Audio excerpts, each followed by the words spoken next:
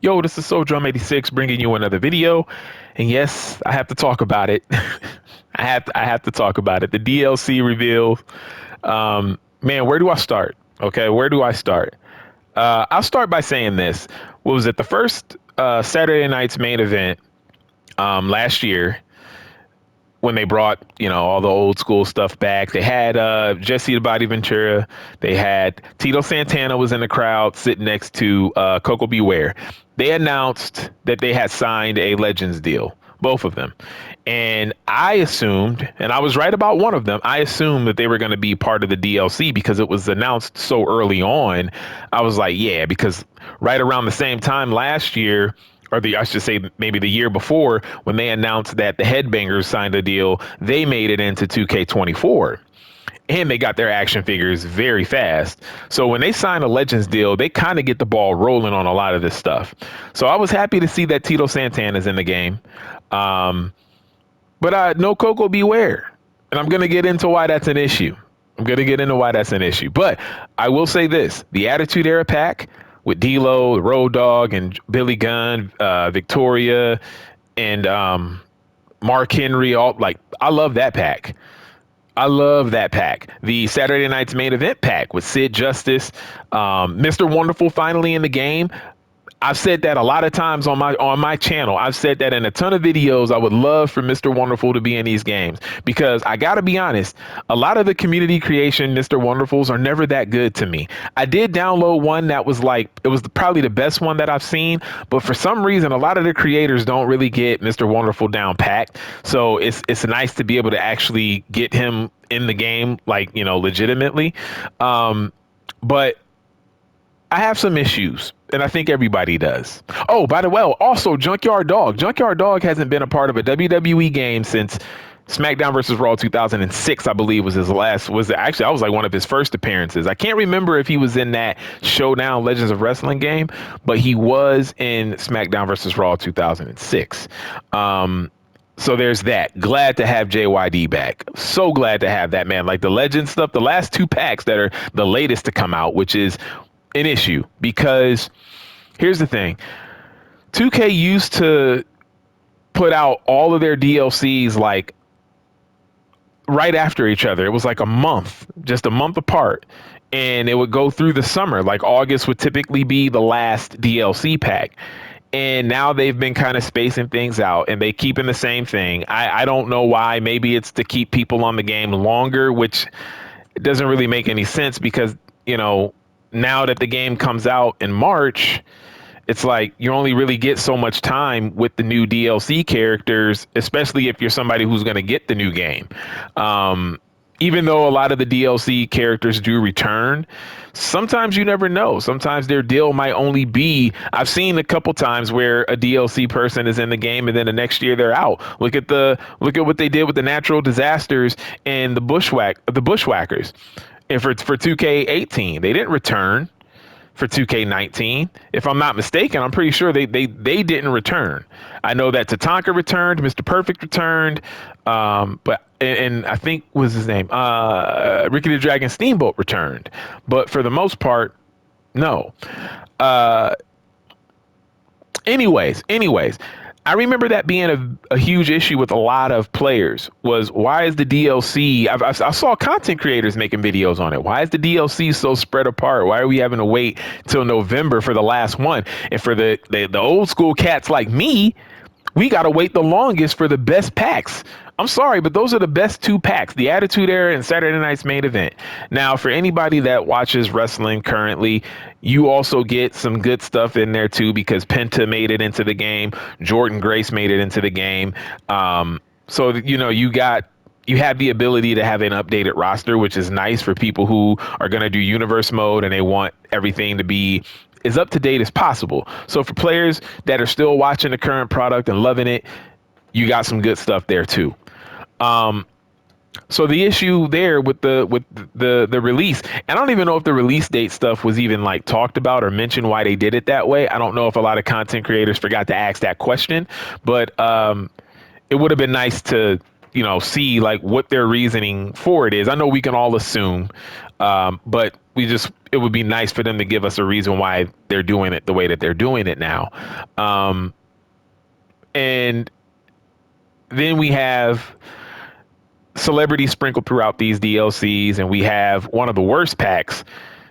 Is it's there's like two wrestlers in the pack, but it's like the Great Khali and somebody else, and then three NBA players that are unknown right now, which is crazy how they didn't. Why not just announce the whole thing? Like, people did pre-order the game and people did, do all of this stuff. So I don't get why you didn't announce who these people are, but they didn't announce the celebrities. It says to be announced, and they didn't announce the three NBA players. Why are there NBA players in a wrestling game? Now, I understand that celebrities throughout the years in wrestling have always been involved in some way, shape, or form. You get basketball players sometimes. That's not new. Dennis Rodman in WCW, Stephen Amell, the actor, which I would have actually preferred Stephen Amell be one of the celebrity guests in the game. I don't know. Maybe he will be. As of this recording, we don't know. As of this recording, we don't know yet. But it'd be nice if it was at least Stephen Amell, because people actually liked him wrestling. He actually did do a good job, and he's actually really great on the Heels show that was on. But so there's been celebrities that have always been a part of WWE. So in that sense, it makes sense. But at the same time, and this is where I'm going back to the Coco Beware thing, you have slots for NBA players and celebrities why couldn't Coco Beware be a part of the DLC? He's got a Legends deal. So you got Tito Santana in there, but not Coco Beware? That's crazy to me. That is insane to me. I don't know, man. I just, fans were so upset about that Pat McAfee pack, and they pretty much did it all over again. It's just that instead of it being a part of a full pack, but it kind of almost is. When you got NBA players overtaking how many wrestlers are in a specific pack, that's just as bad. It may not be as egregious, but it's still just as bad. You might as well just put 5 NBA players in the DLC pack instead of just 3 if you're going to do it that way. That's kind of wild to me, man. So it just, I don't know, it makes no sense. But the reason why I personally want to talk about it is that it shows that 2K didn't listen. Now, I can't blame, this isn't on the devs. This is on the company. This is Take-Two Interactive. This is on them. But they didn't listen to the fans. They didn't listen to the fans at all. People were pissed about that Pat McAfee pack. The only person that people appreciated was Pat McAfee. I actually thought a nice little thing to add to the game is if not just to put Pat McAfee in the game, but once his DLC dropped, they should have had commentary lines for him. He should have been on the commentator's table in the game instead of Byron Saxton. Get rid of Byron on the commentator's table and put Pat McAfee there. That's actually what I thought was going to be the case, that you can play with him, but you can also, he's a part of the commentating team. That was wishful thinking on my part. But that pack, I didn't even install it. And I have the season pass for because I got the deluxe edition with the Bianca Belair and Rhea Ripley on the cover. And I didn't even install that pack. That was a ridiculous pack to have.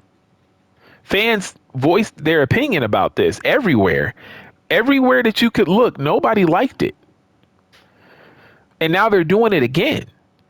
The only thing I can think of is, and this is just, I don't know, I'm just throwing this out there, because now that they have the island and it's sort of like the NBA 2K equivalent, like city. I don't know if that was one of their like weird reasoning for doing it.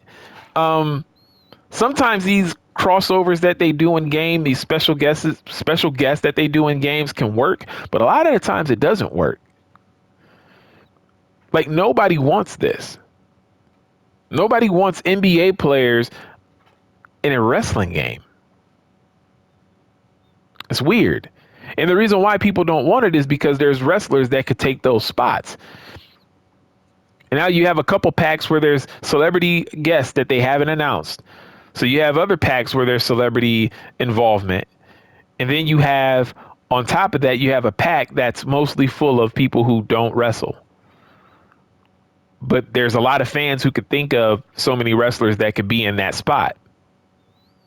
So again, this is 2K not listening. So it almost makes me want to take back a lot of the things that I've said when I've tried to be nice and I've tried to give the benefit of the doubt. It's like they don't listen. They don't really listen to fans when it comes to this product. And again, this is not just, I'm not like bringing up the devs, because the devs have a boss too. You know what I mean? It's their boss who's not listening. You know, companies typically, and this goes for a lot of businesses, like if not all businesses, businesses are supposed to pay attention to what the people want. They're supposed to. That's why they put out surveys. How do we do? What are you liking the most here? What can we do to get better? You know, they always do those kind of things. What can we do to get better? And they look at all of the feedback and they'll look at, okay, what is the general, like, what's the general message in all of this feedback that we're getting? And then they make those changes accordingly. But for some reason with 2K, it is the complete opposite. We don't like this Pat McAfee pack. We don't like people that aren't wrestlers being involved. Get it out of there. This is not what we want to pay for. And then the following year, they pretty much do that same exact thing. See, the problem is that there are people who did pre-order this game. Most likely they pre-ordered the $100 edition, The Undertaker, or they did the Bloodline edition, $130. They know what comes with this. One of the biggest draws to pre-ordering 2K is to get the season pass. One and done, you get all of it. So when you have people pay for this stuff ahead of time, which I think they honestly need to start announcing the DLC characters before people start pre-ordering. It needs to be a part of the whole marketing to pre-order the game. I think they need to start doing that, because people are going to make their decision regardless, and people are still going to pre-order the game regardless. But I think that these kind of things need to be addressed, because here's the thing that could possibly happen. It could possibly happen because they did it again. What's going to happen is you're going to get less people to pre-order. It may not be a lot less, but it'll be less. The numbers will be less because they're not going to be able to trust you anymore, because they thought they made enough noise last year. Fans thought they made enough noise last year. We don't want this. Just give us all wrestlers. Just give us all wrestlers. It's what we're paying for. We're paying you the money for these DLC packs. Don't just put in people that we don't want to see in the game. It's hard for me to believe that this is a company that truly cares about the fans and their enjoyment. I've said this in videos time and time again. This isn't me being negative. This is me calling it like I see it. This is me calling it like I see it. I have never known for a company to seem so anti-customer other than EA Sports. And that was mainly with Madden. But I'm going to tell you what, I got to give a little bit of kudos to Madden, because to EA with Madden, because once that Fix Madden franchise thing started and it reached #1 on Twitter at that time, and they actually had to make a video to address it. And they said, "We hear you." And I forgot the guy's name, but he's one of the head developers of Madden, and he had to make a video. And he said, "Guys, we hear you. Not this year because it's a little too late, but next year we are going to start making franchise mode like good again and all this other stuff." They had to make a video about it. That type of noise needs to be made for WWE 2K. That's what I'm thinking. Because things aren't going to change. Because there's still far too many people within the community that just kind of forgive everything. This is your money that you're spending, right? If I'm spending $130, which I would never do for any game, but if I'm spending $130, if I'm spending $100, if I'm spending $75, I want to get my money's worth. This is another reason why I'm glad I didn't pre-order this game, because I'm only interested in 2 packs. I'm not interested in any of the other packs. I am interested in the last 2 packs that come out. To go along further, to further along this discussion, there's a cycle that we keep having with these games, and I personally don't like the cycle. which is you spend money for the game, you spend money on the DLC packs or the season pass, however you want to do it. And then you're either somebody who's probably spending money in my faction. Now you're probably going to be spending money in the island, right? So walk with me here. You're spending all of this money. And then the last DLC pack comes out in November. They start pushing for the other game in January. For the new game that's coming out, they start doing the marketing in January. The last pack now comes out in November. And then you pretty much do the same thing over and over and over again. Nothing continues and crosses over into the next or carries over into the next game.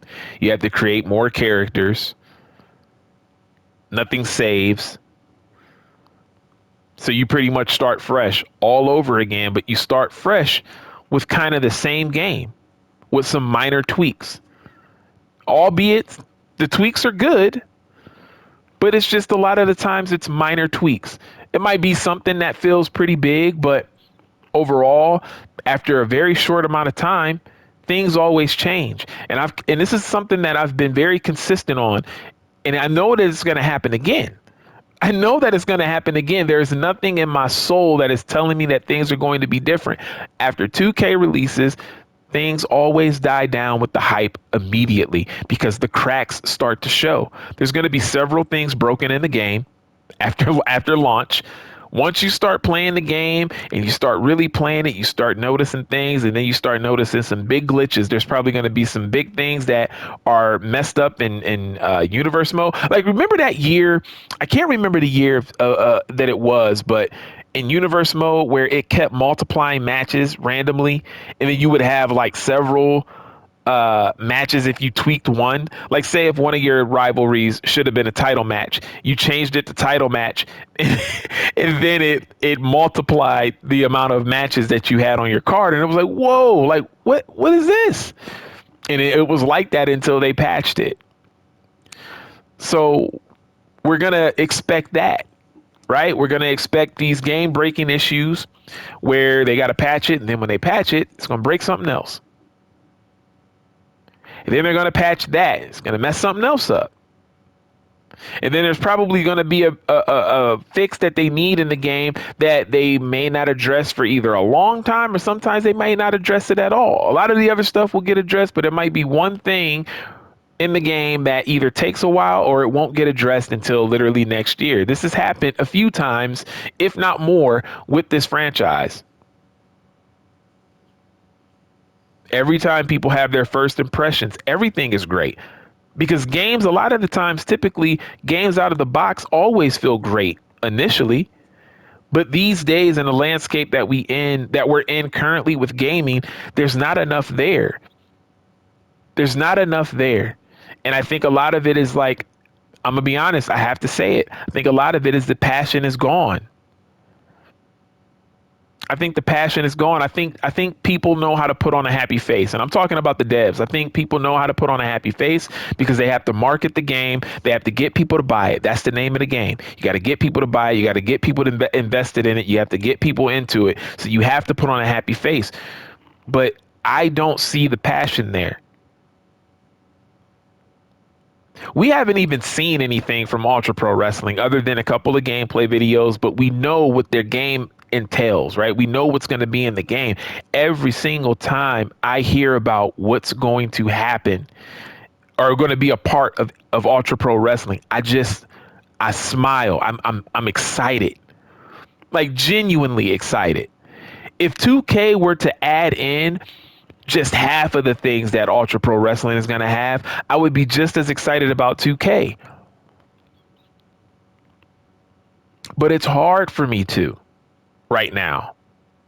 It's very hard for me to get excited about it. You know, I put up a video where I was saying how I started to get excited for the game because when I saw the showcase matches and I saw how they finally have the old school Raw arena, they've never done that. But then it's like on the flip side, they did the same thing that they do every year. We got all of these cool WrestleMania arenas last year, and now just about all of those arenas are gone. They keep removing arenas instead of keeping the arenas. It's little things like that, right? You want to build a universe mode. You want your wrestlers to have different ring attire, but you don't want to necessarily have to go in and do the edits. And sometimes I believe those edits take up a call slot or some. They do something weird. I don't know. Maybe it's like, why can't they just have a number of attires? Just give us like three per character, three or four per character. They used to have it back in the day with older wrestling games. You get to cycle through, and then a lot of the times you got to edit it, the clothes yourself, but it didn't take up any slots. It was just you added ring attires to the character. So then if you're in universe mode and you have Seth Rollins on your roster, you can make Seth Rollins wear something different most times.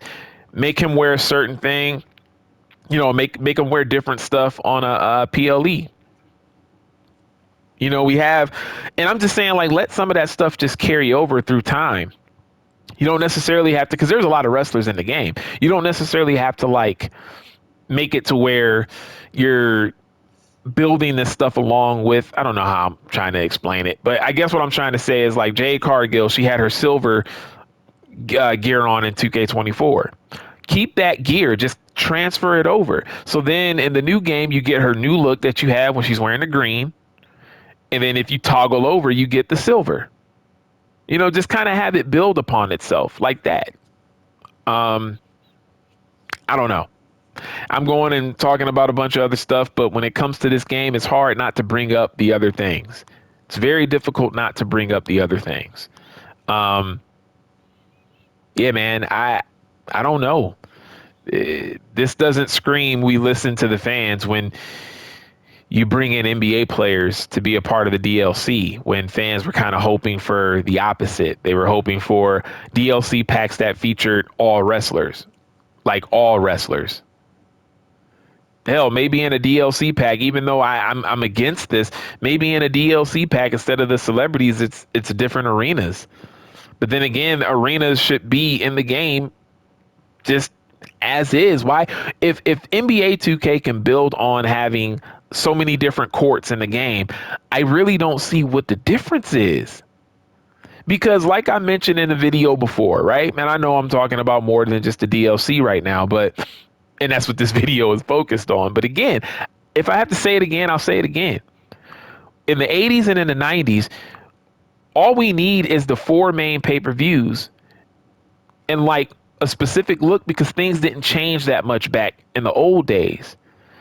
They didn't start really getting fancy with the entrances until the Attitude Era. That's when you started seeing like Fully Loaded had its own special entrance. Bad Blood had its own special entrance. What was it? The Valentine's Day Massacre pay-per-view that had its own entrance and all of that other stuff. Like all of these In Your House, right? That had its own specific. Well, all of those were technically at the time they were still considered In Your House. They just had a name attached to it. But In Your House, they have a specific, and you can get that. I believe that comes in the game. I don't think that that's something that just the creators do. I think that's a part of one of the templates that you get. So it's like all we need is either Saturday night's main event or the Wrestling Challenge Arena, and then the four main pay-per-views for the 80s. And then when you get into the 90s, give us one of the Raw arenas, because they didn't have two shows back in the 90s. It was just Raw. So give us the old school Raw, like whether it's the mid 90s with where it said Raw and that's where the entrance was, where they came out, or do the even earlier than that. Pick one. Give us that, and then give us the four main pay-per-views. And then also King of the Ring. And bam, just keep those and just keep carrying those over. Just keep carrying those over. I honestly think that WrestleMania, they should probably have all of the WrestleManias, but just going to the specific eras, just pick some good pay-per-views and shows for the specific eras and just keep those in the game. I don't understand why it's that difficult. Like, it really takes up that much space. Because again, not only does NBA 2K do a good job of having different courts, if teams played in different arenas, the arenas are different looking than the current ones. They even have the arenas reflect what that all looked like. With the wrestling game, you really don't need to do all of that. You typically just need to make sure the entrance is accurate and the ring area and the ring itself. That's it. But I've talked about this before. I just needed to go on that. I just needed to say that again. I just needed to get it out because I started to tackle that topic. But it is what it is, man. You guys let me know what you feel in the comments. For anybody skipping this year, at this point, I really don't blame you. I wouldn't have blamed you before. But for anybody wanting to skip WWE 2K25, I completely understand. I really do. I completely understand. I don't think that they've truly done anything to really warrant your money, right? Your purchase. Before I go, I also want to say that I kind of want to allude to what I just said there. If you notice, pretty much on a yearly basis, 2K will market something, right? This year was the island. Last year was 40 years of WrestleMania. You know, the year before that, it's always something. The year before that, it's always something like really kind of cool sounding that they start to talk about, and people start to get really excited. If you notice, right, if you pay attention to all of these, you know, release schedule stuff, right, everything sounds good at first. Once they start doing the Creator Fest stuff and people get to play the game and more information comes out, it's like the more information comes out, you start to notice that your excitement starts to diminish. You ever notice that? The game itself doesn't even have to come out. Your excitement starts to diminish. People were excited about promos. People were excited about 2-night PLEs. But then when it got closer and closer and people started hearing the content creators talk to the devs and they started saying, what's in the game? Look in the comment section on all these videos. What do you see? Oh, man, they really didn't do much, did they? So they only really did this. So I guess universe mode still is pretty bare. It's just like then even with the island doesn't really have as much. And they put a lot of focus into the island. There's things that you can't do on the island. There's complaints with that before the game even comes out. Last year, 40 years of WrestleMania, when they first said 40 years of WrestleMania, everybody was excited. Even the people that don't like Showcase. Oh, yeah, we're going to get all of the arenas. We're going to get this match. We're going to get that match. We're going to get this. People were speculating, me, myself, because Muhammad Ali was in the game. We were like, oh, Mr. Wonderful's going to be in 2K24. Glad he's in 2K25. But we were like, he's going to be in 2K24. They're probably going to do the Mr. T and Hogan match versus Piper and Mr. Wonderful, where Muhammad Ali was the special guest enforcer. Nope. And then the more information we got, it was, oh, they're not even doing 40 WrestleManias. Oh, they left out Triple H matches.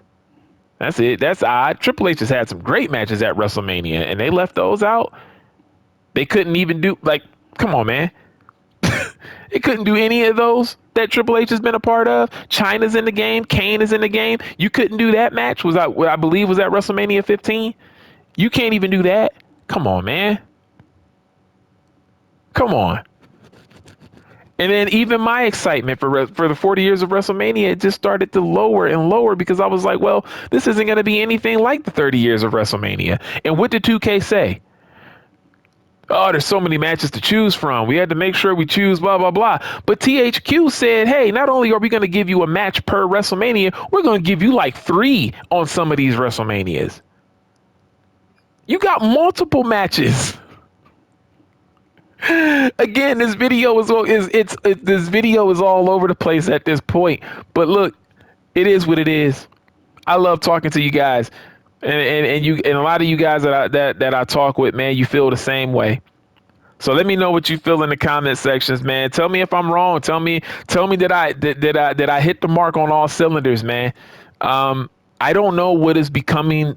I don't know what's happening right now, but it doesn't seem good when it comes to this franchise. It does not seem good. This feels like we're getting into some very, very bad territory right now. But I hate to be so doom and gloom. You know what I mean? I would love to be excited. I would love to truly be excited and be hyped and be like, yeah, this is going to be fantastic. I know that there's going to be fun to be had. There's always something that people can grab on and gravitate towards with this game. But at the end of the day, it's 2K. It's your boy Soul Drum 86, man. I'm out. Peace.